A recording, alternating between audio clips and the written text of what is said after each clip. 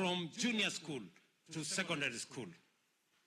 Mimi najua ya kwamba pale shuleni tumeambiwa ya kwamba kuna watoto wengi hawajaenda shuleni kwa sababu mzazi hana pesa ya kulipa school fees, mzazi hana pesa ya kulipa uniform.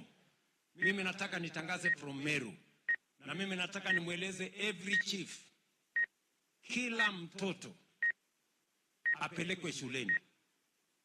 Kama mtoto ako na uniform ya JSS, hiyo uniform ya JSS anaweza kwenda kutumia kwa secondary school, akingojea mzazi wako apate pesa ya kununua uniform ya secondary school. Mtoto wa Kenya asibaki nyumbani kwa sababu ya uniform. No child, and let me repeat for our education stakeholders, I am directing that no child should remain at home because they do not have school fees. Every child must go to school. Kwa sababu tumetuma pesa bilioni 44 kusomesha watoto wetu. In any case, there is sufficient money for teachers, for our children to be taught in the first term. So every child, wawe na school fees, wasiwe na school fees, wawe na uniform, wasiwe na uniform, waende shuleni tomorrow morning.